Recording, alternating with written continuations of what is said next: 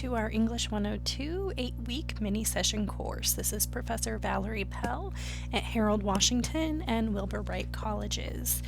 And since this is our very first session, I want to walk you through some of the basics of class to get you started. So when you log into class, you'll notice we have the banner up here, and then the first thing you'll see here is the welcome announcement. Please be sure to read this entire announcement. It gives you a lot of information in it about the course, about me, and that sort of thing. I did email this to many of you before the start of the semester, so unless you've added in the last week or so before the semester has started, you may have read all of that information already. Okay, now you'll also see, since I scroll down, there's this calendar here. Don't get freaked out by the calendar. Some of the things have dates in them just to ring your bell or set up a notification, but a lot of there's probably more items on your calendar than things that you necessarily actually have to do.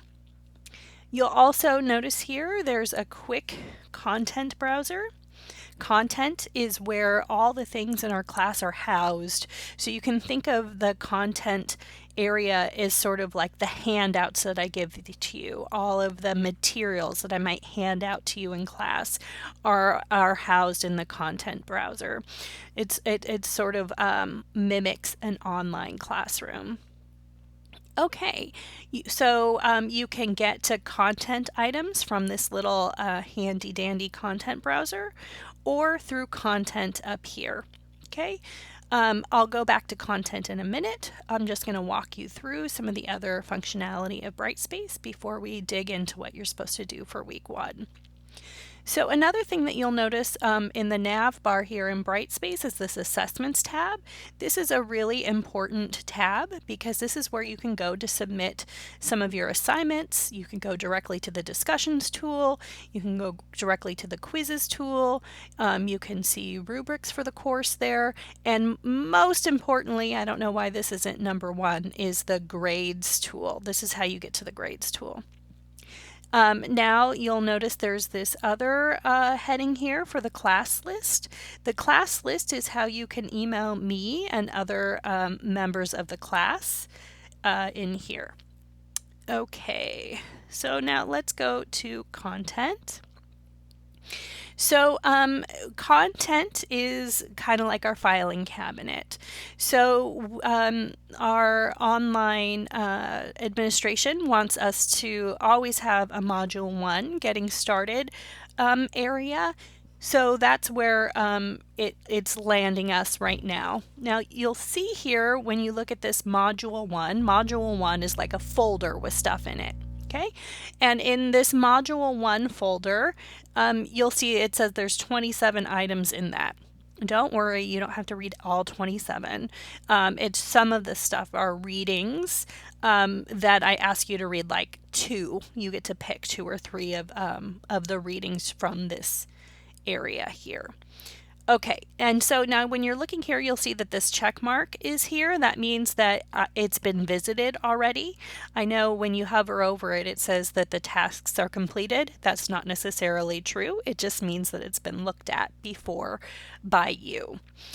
Okay, so let's take a look at these Module 1. So you see there's the heading for Module 1, and then there's some sub-modules here, okay?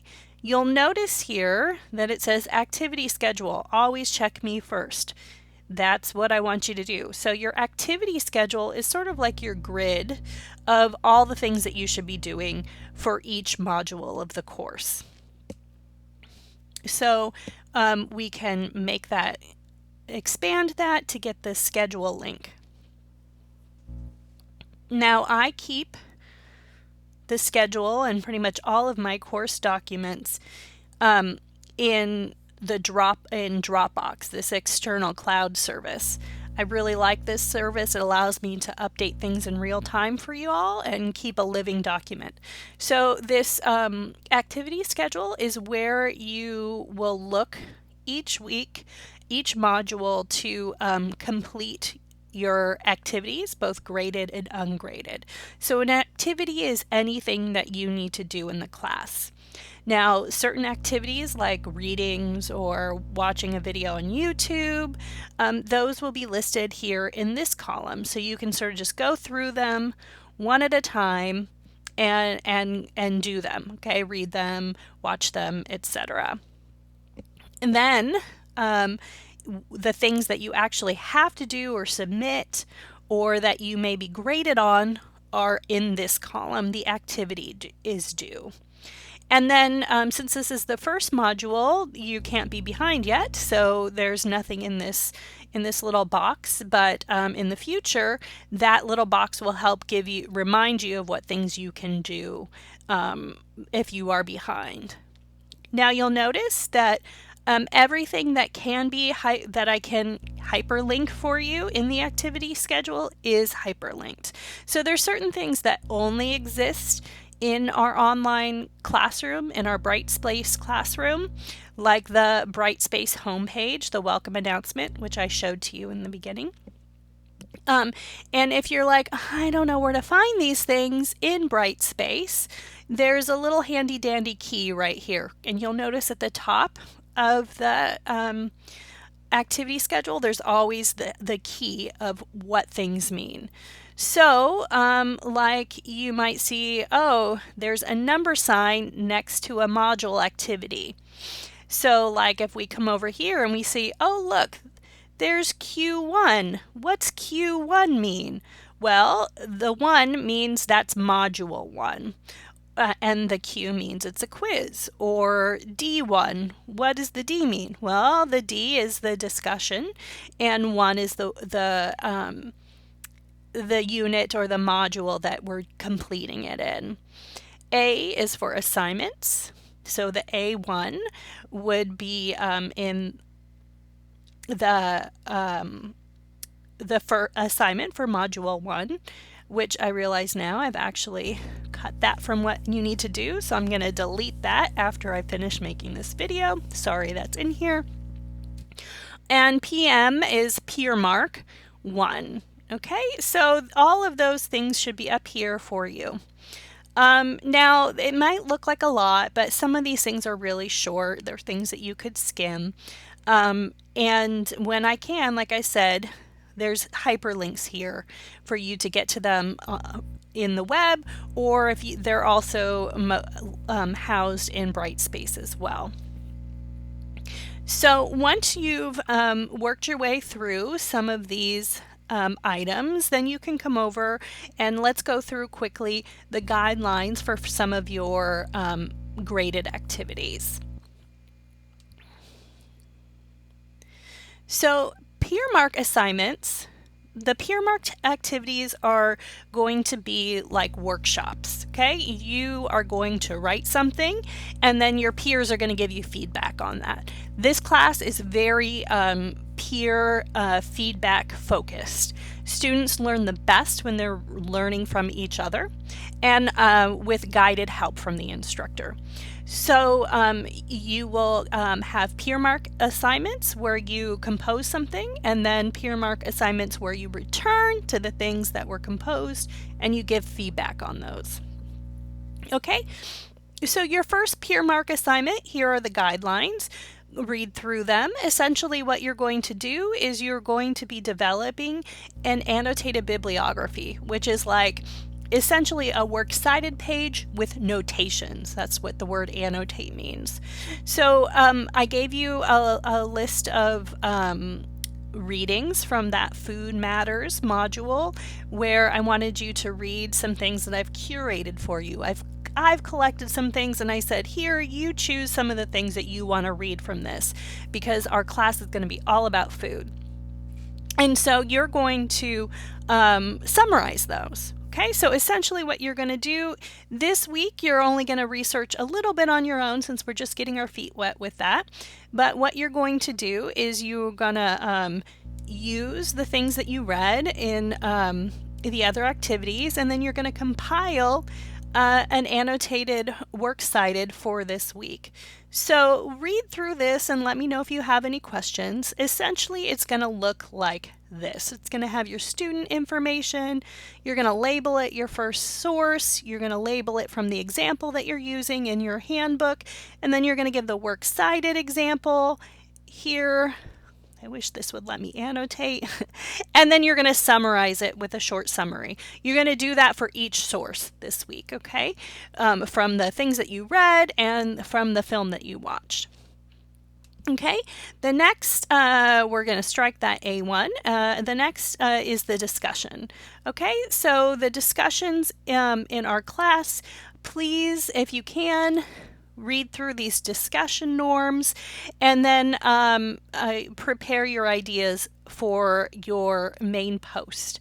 Okay, so you're going to create a new thread, you're going to create your main post, you're going to write 3 paragraphs. Okay, you're going to introduce yourself to the class, you're going to respond to the documentary film that you watched, and then you're going to respond to the course. Okay, and then you're going to write your 2 follow-up replies to your peers and or me. Make sure when you begin your replies that you respond to the person by name. So say, hey professor, or hey Britney Spears, whoever the person is, respond to them by name.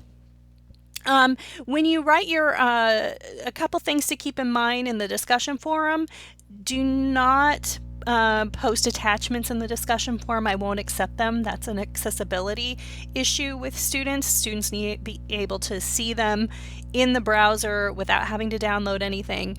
And then make sure you label your main post. Also, just label your paragraphs 1, 2, 3. You do not need to put these prompts in there.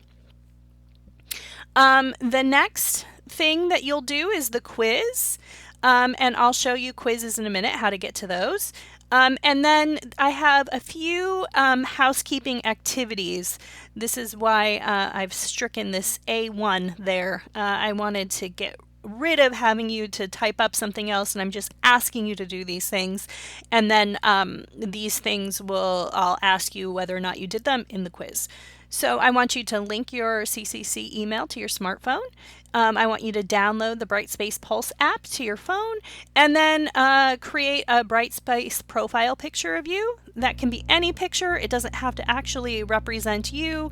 You'll notice that mine is like a yellow typewriter. That's cool. Whatever represents you, it helps us to have an image to recognize when we're responding to each other in the online environment. And then I also want you to enable notifications. This Saturday, we'll have a synchronous session if you want to join us for that. There is extra credit available if you join the synchronous session and you participate, which means you make a comment or ask a question. So if you have questions and you want to hang on to them till Saturday, that's a good place to do it. Okay, so now let's go take a look back in Brightspace, back in Module 1. All right, so we just looked at the activity schedule. And then here's the peer mark. So let's say you're ready to type up your peer mark assignment. You've typed it up, you've saved it. Make sure that you're using the mandatory paper formatting guides for our class. You must use Courier New 12-point font. It must be double spaced. If you don't use Courier New 12-point font, I will not accept your papers. It's really hard for me to read student work. As much student work as I do, my eyes are really failing being an English teacher.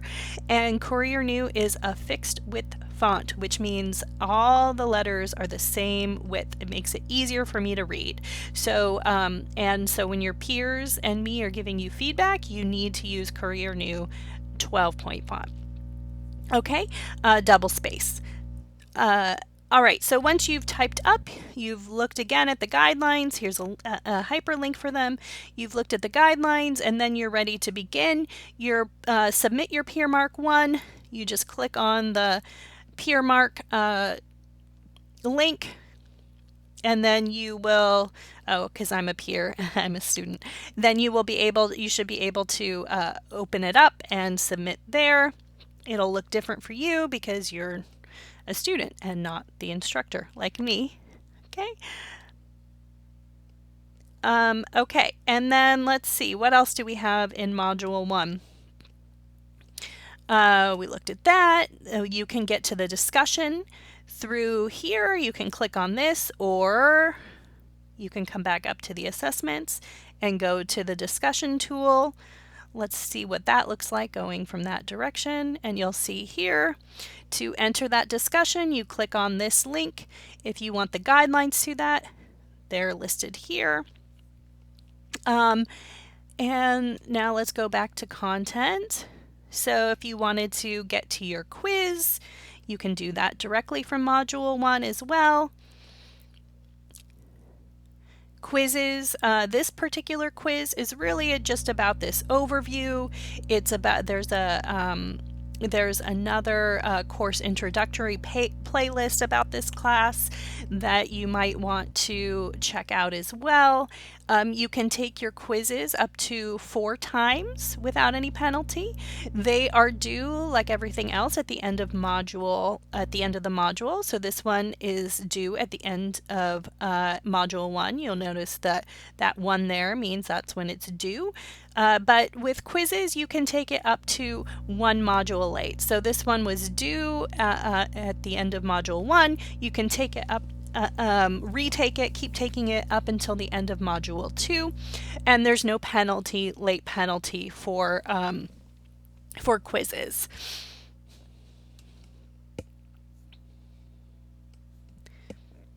Then, I mentioned before, the Food Matters readings. So here are dozens of readings for you that you could pick from for your first assignment. If you want to see more, click load more. You can kind of go through all of these, see what they have to say. They're listed alphabetically. And you can download them or read them here, whatever you want to do. But you're supposed to pick out a few of them to read this week to help get your feet wet in our discussions of food. So I know that was a lot to take in, but I feel like you should have at least an idea of how to get started, what to be looking for each week, and what to do in terms of getting started on at the beginning of our course. Okay? Let me know if you have any questions, and have a wonderful day.